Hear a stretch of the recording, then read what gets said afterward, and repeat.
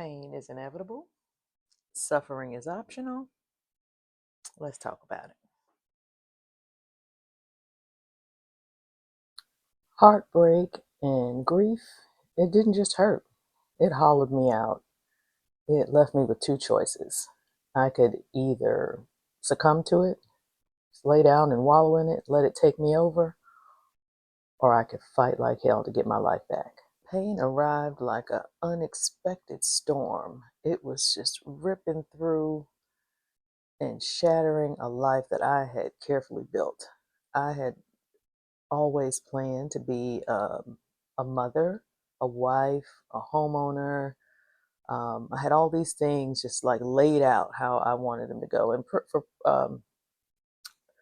pretty much everything was going the way that I wanted it to be. Except I didn't factor in that I was going to have to deal with betrayal, the loss of trust, and a breakdown of a marriage.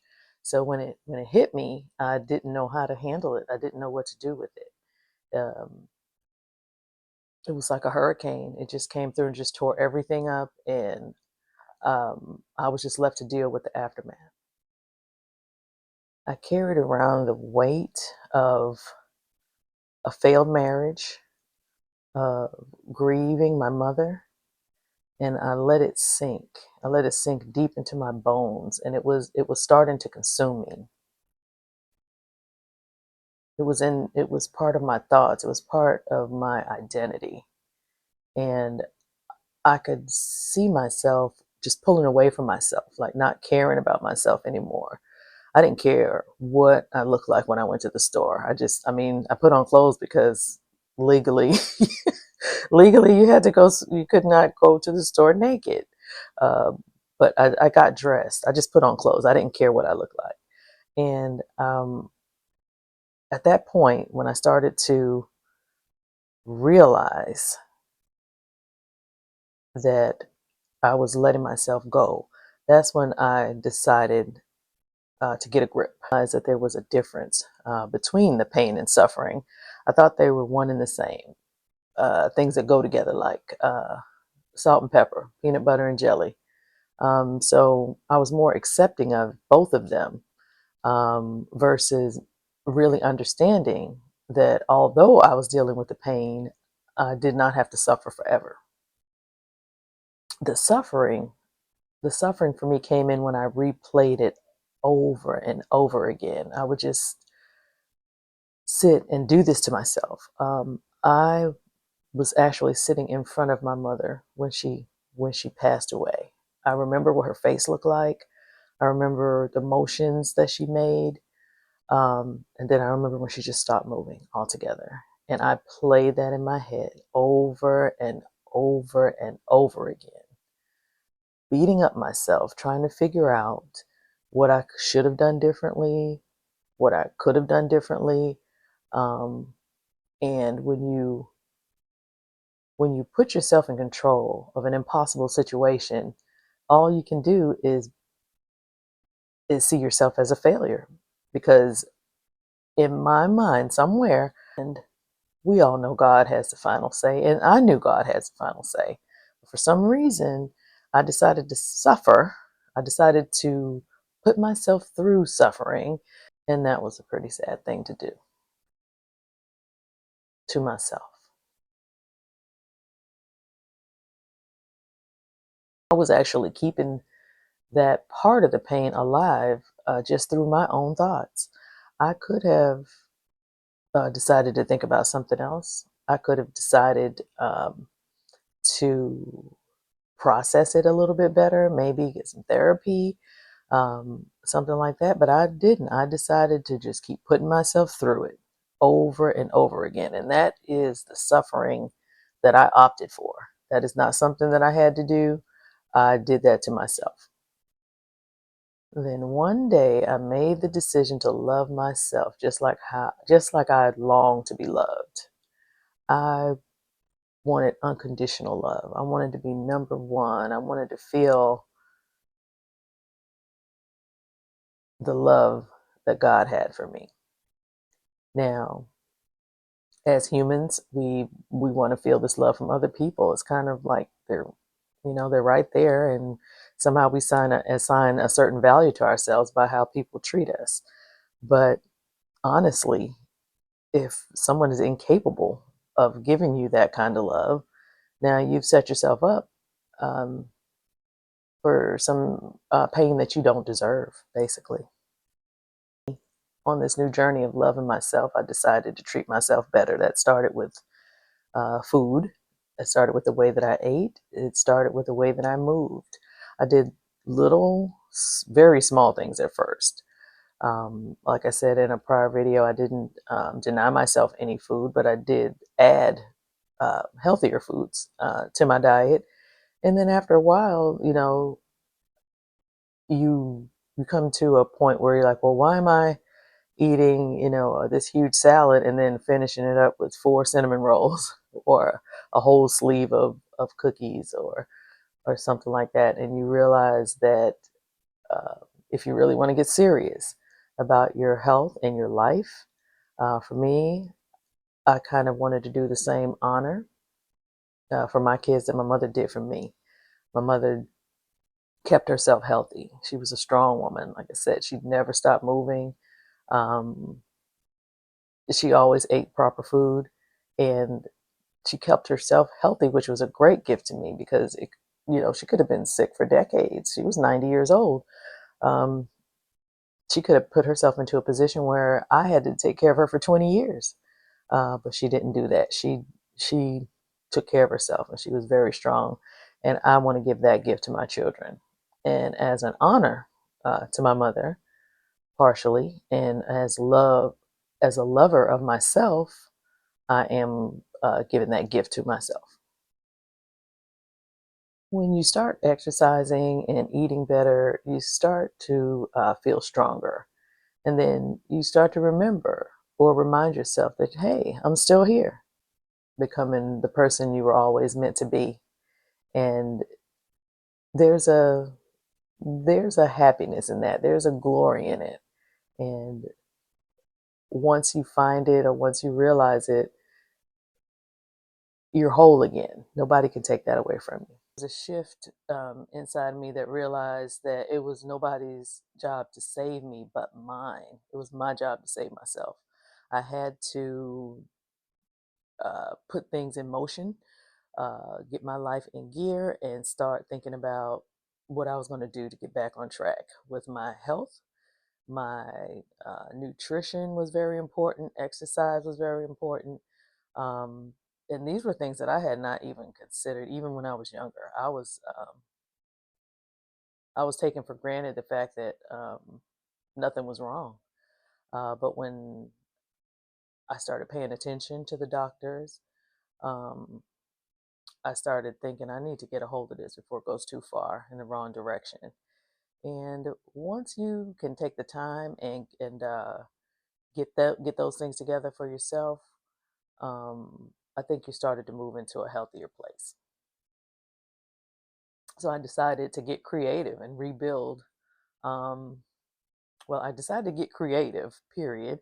But then I thought, why can't I just create a life for myself? Just like I can sit down and worry and let anxiety create doom and gloom, I could actually get up and mentally create a good life. The life that the funeral was over, the arrangements were all done. It gets really quiet. Um, Everybody's gone, and then you're kind of there looking around. Empty room is a scary place sometimes if you're just stuck in there with your thoughts. I decided I was going to deal with what had happened and just work it out in my head. Um, and when you're alone, that's when I think the devil starts to talk to you. If you spend too much time alone, he really starts to make sense, which is the opposite of of the way that things should be. Um, Everything had become so empty. Um, I was no longer married, so my weekends were different. Um, my mom was gone, so I didn't have anybody to ring up or just stop by our house if something was bothering me. So I felt a big void, and I started to blame myself for all of it. At this point now, I've come to the realization that I am not God, and that was not my job. But when, in dealing with my grief, I put myself into a, a position where I started to blame myself. If any of you have ever cared for a loved one, it's like having a newborn baby all over again. You're up and down. You're back and forth trying to take care of everything they need on top of yourself, and it can really wear you out. And somehow I got to blaming myself and telling myself that I just didn't do enough. um, and that's where suffering comes in. That's when you start dragging yourself back through a situation that you cannot change, that has already passed, and now you decide to just go back to square one and just drag yourself through it again. um, and this is where the second part of the statement that I made at the beginning of this video: suffering is optional. You don't have to do that to yourself. That's something that you decide to do. You have to come to a point in your life where you realize this is not where I want to stay, and you have to get on with it. As time passed, little by little, I was eating better, I was exercising more. Some days I did not want to do it. I'm not going to lie. Some days I just wanted to get a pizza, crawl into bed, and stay in there for a week. But little by little, things start to shift. You start to feel stronger. You start to accept what has happened to you. You start to release some of the suffering that you've been putting yourself through. You become a stronger self. The creativity, for me, was my outlet. That's where I got to just pull away from everything in my life that was dragging me to remember all the pain that I had gone through. It happened. There's nothing I can do to change it, because it happened in the past. You can't change the past, but you can change what you do at the moment. You can sit down and write. You can sit down and write a poem, write a song, write a book. Um, just create. Put something of yourself into something concrete, something that you can see and hold and share and look back and remember and congratulate yourself about. When I look at my work, I see healing. I see my own strength. I see a reminder that pain is a part of life, but suffering is a temporary thing. It's not some place that you stay. Choosing to take care of myself, that's the way that I let the light back into my life. I was getting into a really dark place, and I didn't want to be there. I didn't like it. Um, and I knew I had to find a way out. I actually became a different person. I became a better person even before I went through all the pain and the heartache and the grief. I feel that now here, where I am now on this side of things, I feel like I am a way better person than I was before. We may all deal with grief at one point or another. I don't think I know anybody that has never dealt with grief. But I think also that the devil wants us to be quiet about it. He wants us to keep it to ourselves, because you can't show somebody that it will be okay if you're not a living example of it. You can't um, just tell somebody, "Oh, you'll be okay." That really doesn't mean anything. But if they know that you've been through it too, and they see you, they're looking at you, laughing again, smiling again. Um, you're looking pretty well put together. Your confidence is all over the place. Um, it helps give somebody else um, the strength or a reason to keep going on.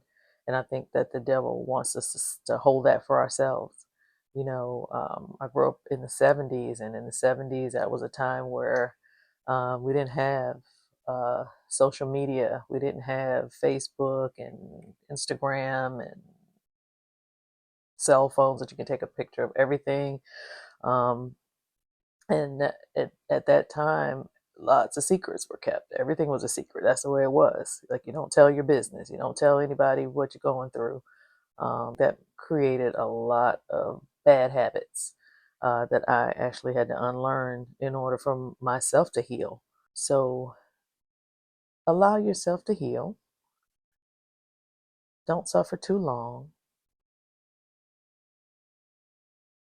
If you're dealing with emotions, emotions are there to tell you something. Um, if you're angry, if you feel angry, if you feel scared, um, ask yourself what that emotion is telling you about yourself, an area of you that needs work. So if you're angry and it seems like you're angry for no reason, what are you afraid of? What is it that you need to deal with? What is it that you need to confront? What is it that you need to prove to yourself? Um, Look at it that way. If you are going through something, deal with your pain. Don't ignore it. It's real. But don't keep yourself in suffering too long. Notice when it's pain and when it's you just dragging yourself through suffering. And then try to cut it and end it as soon as you can in creative ways. If you want to go out and take a walk in the park, if you want to go dancing, if you want to join a group, learn how to paint with a group, um, find an outlet, a positive outlet for yourself, and realize that you do have the strength to get yourself out of it. So I hope you all have a great day.